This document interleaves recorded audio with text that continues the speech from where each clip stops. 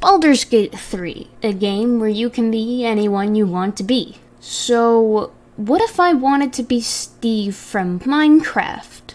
Nothing's stopping me. Our journey begins simply, making Steve from Minecraft. Easy enough. Human fighter. He's just a guy who can hit things with a sword, or with anything else if he feels so inclined.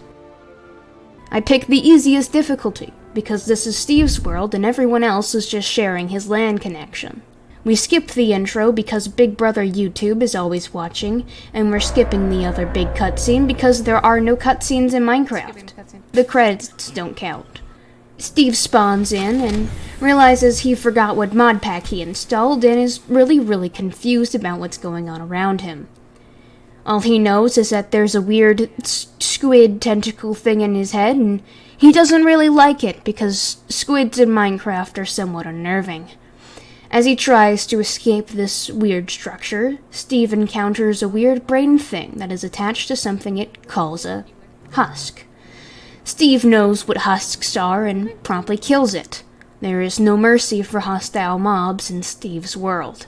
Steve meets another player, Wyll, who almost lands a critical hit on him, but doesn't actually go through with the hitting. Since they both have a weird thing in their heads, Steve has acquired his first friend. Steve also meets a new type of mob, imps. He kills them because hostile mobs are hostile mobs and they die. Steve also meets friend number 2, Shadowheart. He saves her with only a little bit of murder involved, and then a bit more murder because NPCs don't matter in Minecraft. Wyll is annoyed because she really wants to get to the exploration part of Minecraft, and Steve and his new friends go get the ship they're on to stop being on fire. Steve sees a lot of hostile mobs and decides that killing all of them is the safest thing to do. He then does a weird thing with some tentacles and realizes that the fire and ice mod is definitely installed on this mod pack. Steve gets feather falling applied directly to his body and fortunately does not die of fall damage. Now that he's free to do whatever he wants, he joins up with Shadowheart to try and get rid of the weird magic thing in his head. He also meets 2 other players named Astarion and Gale, one of which tries to kill him, but there's not much he can do about it since Astarion just respawn if you kill him. Steve also stumbles upon some problem with druids and goblins. Steve is dragged into the fight and learns that goblins are hostile mobs and therefore must die. The group is welcomed into the druids' grove, which is apparently being sealed off in a few days. There's also other NPCs around who need it for shelter, but they're being kicked out. This is antithesis to the spirit of Minecraft, where people should work together so everyone has a good time. It is also antithesis to the spirit of Steve, who is the god of this world and can be denied nothing. Steve pays a visit to these druids, but not before learning they're holding a villager child hostage. He cares slightly less about this because they're an NPC, and villagers don't matter too much. He also meets another player named Wyll. Fortunately, Wyll decides to go back to their base before nightfall so as to avoid mobs spawning at night. When Steve gets to the leader of the druids, they're interrogating the child for theft. Steve is confused by this because villagers cannot steal things in Minecraft, and also everything already belongs to him. They threaten the child, which is considered not very cool, and Steve unlocks the worst possible timeline. He moves to attack, because the spirit of Minecraft is punching and killing things that annoy you.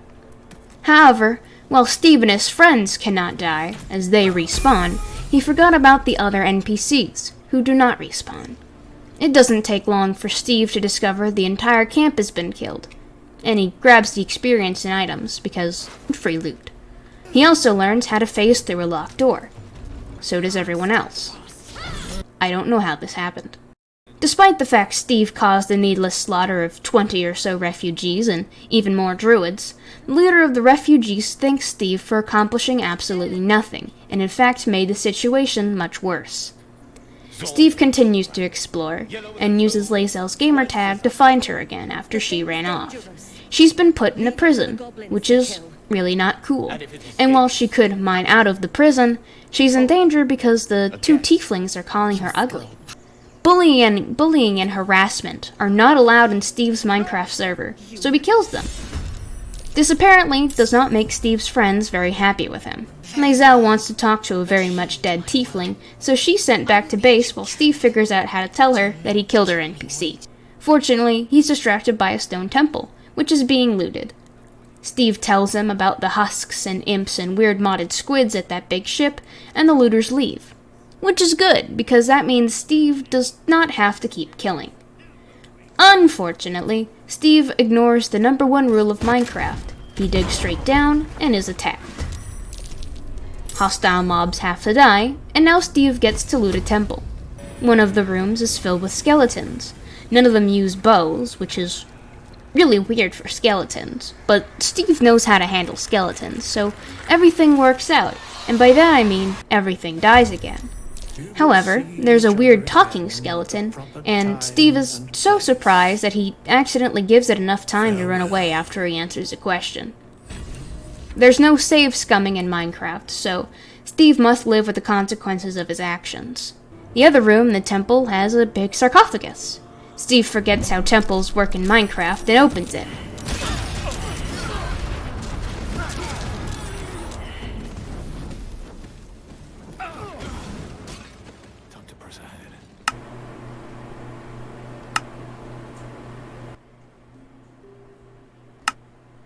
Steve quits.